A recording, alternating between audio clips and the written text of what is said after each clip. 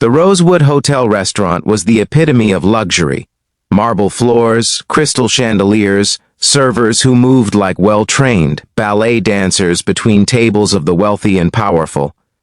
It was the kind of place where a single meal cost what most people earned in a week, where discretion was valued above all else, and where the staff had seen everything from celebrity breakdowns to corporate deals made over caviar. But even the veteran servers at the Rosewood had never seen anything quite like Victoria Ashford, 8 years old, heiress to the Ashford Industries fortune, and according to the whispered conversations in the staff break room, an absolute terror. In the past 6 months, she'd gone through 12 nannies, gotten 3 private tutors to quit, and was currently banned from 2 other 5-star establishments for her behavior. Her father, James Ashford, tech billionaire, self-made man, and by all accounts a decent person overwhelmed by single parenthood, brought her to the Rosewood every Sunday for brunch. It was their quality time, though the staff had observed it looked more like a hostage negotiation. This Sunday, Elena Martinez drew the short straw. At 24, Elena had been working at the Rosewood for 2 years while finishing her degree in child psychology. She'd taken the job for the money and flexibility, planning to quit once she graduated and started her real career. She was good at her job, professional, efficient, unflappable, but she'd also managed to avoid the Ashford table until now. Her manager, Christine, looked apologetic. "I know. I'm sorry, but Marcus called in sick, and you're the only one who hasn't already refused to serve them again." "That bad?" Elena asked, though she'd heard the stories. Last week, Victoria threw a plate at her father's head. "Week before," she screamed so loudly that 3 other tables left. "She's challenging. I've worked with difficult kids before." "Not like this one," Christine warned. "Just be prepared. And Elena, if she gets to be too much, signal me and I'll take over. Nobody expects you to be a miracle worker." Elena approached table 12, the private corner booth that was always reserved for the Ashfords, with professional confidence and personal curiosity. Her psychology training had taught her that difficult children were usually communicating pain in the only way they knew how. James Ashford stood as she approached, a man in his late 30s with tired eyes, and the kind of exhaustion that went bone deep. His suit probably cost more than Elena's car, but he wore it with the discomfort of someone who'd rather be in jeans. "Good morning, Mr. Ashford. I'm Elena. I'll be your server today." "Don't bother," a voice cut in. "We don't want you." Victoria sat in the booth with her arms crossed, her dark hair pulled back in a severe ponytail, wearing a dress that probably cost $1,000 and an expression of pure hostility. She was small for 8, delicate-looking, but her eyes held the hardness of someone much older. "Victoria, that's rude," James started. "I don't care. She's just going to be like all the others, pretending to be nice because Daddy's rich, but really, she just wants to tell me what to do and make me act like a perfect little doll." "That's not..." James looked at Elena helplessly. "I'm sorry. She's been difficult lately." "I'm not difficult. I'm honest. Everyone else is fake." Victoria's voice rose. Elena crouched down beside the booth, putting herself at Victoria's eye level, something she'd learned in her child development classes. Never talk down to a child, literally or figuratively. "You're right," Elena said calmly. Victoria blinked, clearly not expecting agreement. "What?" "You're right. Most people are fake around you. They smile and act nice because your father has money, and they want tips or approval or whatever. That's got to be exhausting." Victoria stared at her suspiciously. "You're still doing it, pretending to understand. Maybe. Or maybe I actually do understand a little bit." Elena settled into a crouch that looked casual but was actually very deliberate. Open body language, non-threatening, genuinely listening. "My mom had to work 3 jobs when I was growing up. Every adult I met either pitied me or looked down on me. I hated it. Felt like nobody saw me as a person, just as the poor kid.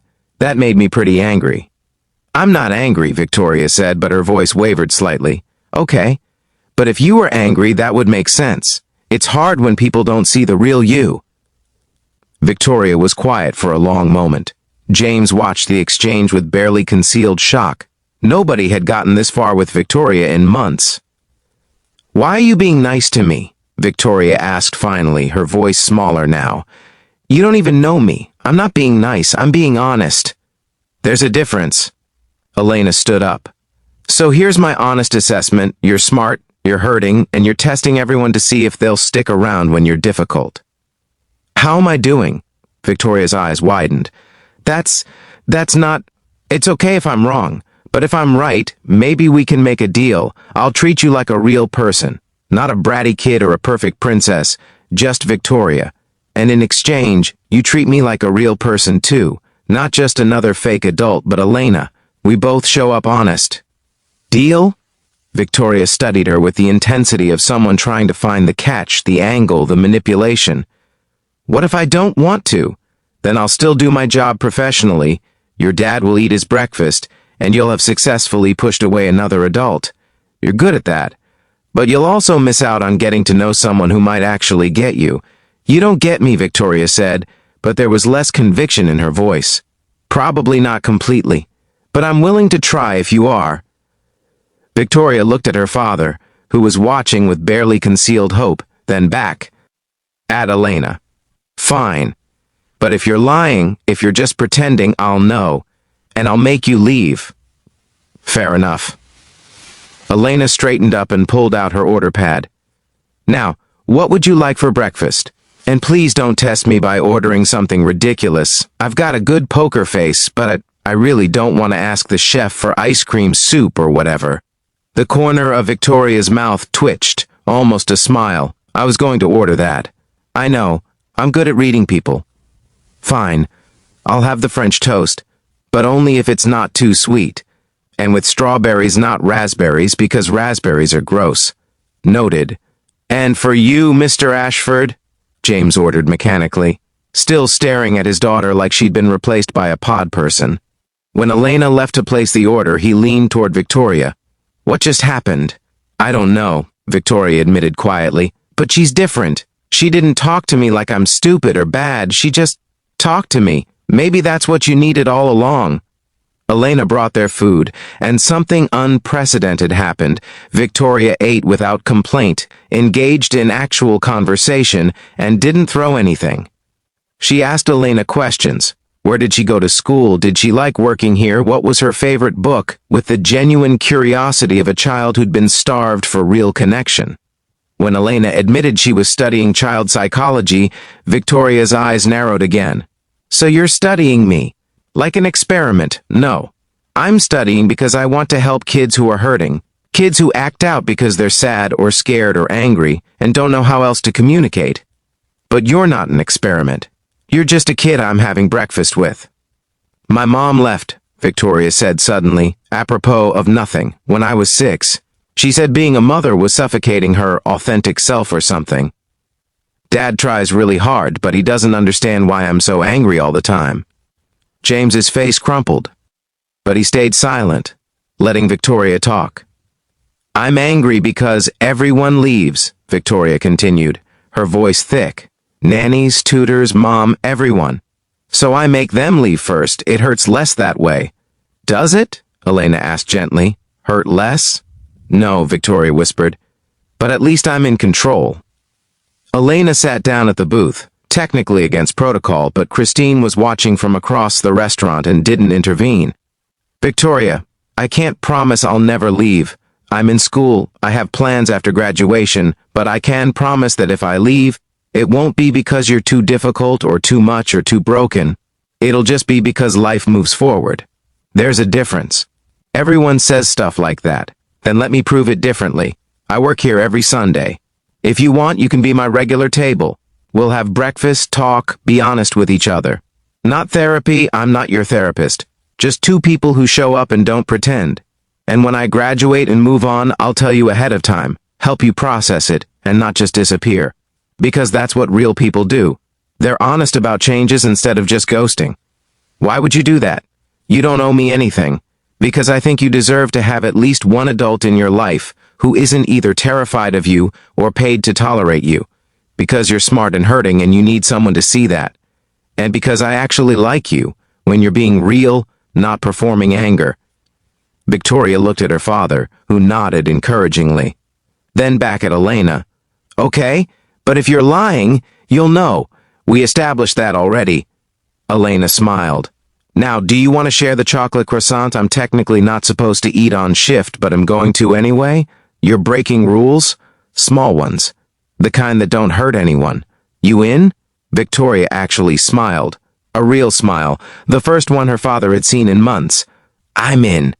The arrangement became routine. Every Sunday, Elena served the Ashford table. And every Sunday, Victoria was a little less hostile, a little more the child she was supposed to be. They talked about school, books, feelings. Elena never treated Victoria like a patient or a problem, just like a kid who needed someone to listen without judgment. Other changes followed. Victoria stopped terrorizing her nannies. She'd asked her father to hire one Elena had recommended from her university's childcare program, someone trained in trauma-informed care. Her behavior at school improved. She made a friend.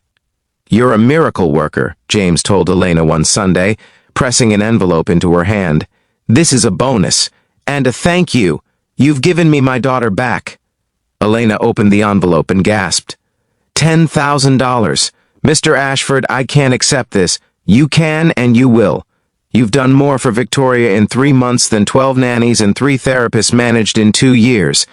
You saw her, really saw her, when everyone else just saw a difficult child. That's worth more than any amount of money, but this is what I can offer. Elena looked at Victoria, who was coloring on the kids' menu. Another change, allowing herself to do child-appropriate activities instead of performing sophisticated disdain. I didn't do anything impossible, Elena said. I just treated her like a person. That was the impossible part. Everyone else saw her behavior and gave up. You saw past it to the hurt underneath. James's voice roughened. Thank you for not giving up on her. 2 years later, when Elena graduated with her master's degree in child psychology, Victoria was in the audience, with her father, her nanny, and her new stepmom, a kind woman James had started dating after Victoria had enthusiastically approved. After the ceremony, Victoria ran up to Elena and hugged her fiercely. You promised you'd tell me before you left. Are you leaving? I'm starting a practice working with kids who've experienced trauma or loss. But I'm staying local, so I'll still be around. And we can still have breakfast sometimes if you want. I want that. Victoria pulled back, suddenly serious. Elena, did you know from the start that I wasn't bad, just sad? I suspected. But you taught me the rest. Taught me that difficult behavior is almost always a cry for help, and that the impossible kids are usually just the ones who've been hurt the most and are trying to protect themselves. I was really mean to you at first. You were testing me, making sure I wouldn't leave when you showed me who you really were. That's smart, actually. Better to know early if someone's going to bail. But you didn't bail, no, and I'm not going to now. I'm just changing roles, not your server anymore, but still someone who cares about you, if that's okay. Victoria nodded, tears streaming down her face. That's okay, that's really okay. 5 years after that first breakfast, Elena ran a thriving practice specializing in children of high net worth families, kids who, like Victoria, struggled with the unique pressures and isolations of wealth. Victoria, now 15, volunteered at the practice after school, helping younger kids feel less alone. You know what I figured out? Victoria told Elena one afternoon as they organized art supplies. You didn't do the impossible that day. You just did what everyone should do. You saw me as a whole person, not just my behavior. That shouldn't be impossible, but it kind of is, especially for kids like me. So thank you for making it possible. Elena smiled. You made it possible, too. You took a risk trusting me. That was brave. I was desperate. There's a difference. Maybe, but desperation plus bravery equals change. You changed everything that day, Victoria. You decided to let someone in. That's the hardest part. Victoria arranged the markers by color, a nervous habit she'd developed. Do you ever regret it? Taking on the impossible, girl? Never. You were never impossible. You were just waiting for someone to figure out the puzzle. And honestly, you made me better at my job. Every difficult kid I work with now, I remember you. Remember that behavior is communication, that testing is protection, that impossible is usually just hurt. That should be on a poster or something. Maybe it should, because that's what Elena had learned from Victoria Ashford, the supposedly impossible child, that no kid is actually impossible. They're just communicating in the language of behavior because they don't have the tools yet for words. They're testing because they've been failed before. They're difficult because they're hurting and don't know how else to show it. And sometimes, all they need is one person who's willing to see past the behavior to the pain underneath. One person who treats them like a whole human being deserving of respect and honesty. One person who doesn't give up when the testing gets hard. That's not impossible. That's just radical empathy combined with genuine presence. That's what Elena had given Victoria that first Sunday morning when a hostile 8-year-old had said, "We don't want you." And Elena had responded not with offense or patronization, but with, "You're right. Right about the fake people, right about the loneliness, right about the anger that came from being abandoned and hurt and treated like a problem instead of a person." Victoria had been right about all of it, and Elena had been the first adult brave enough to admit it. That's what changed everything. Not magic, not miracles, just honesty, consistency, and the willingness to see a child, even a difficult, wealthy, seemingly impossible child, as worthy of the same respect and authentic connection that every human being deserves. The billionaire's daughter hadn't been impossible. She'd just been impossible to ignore once someone finally decided to really see her. And that made all the difference.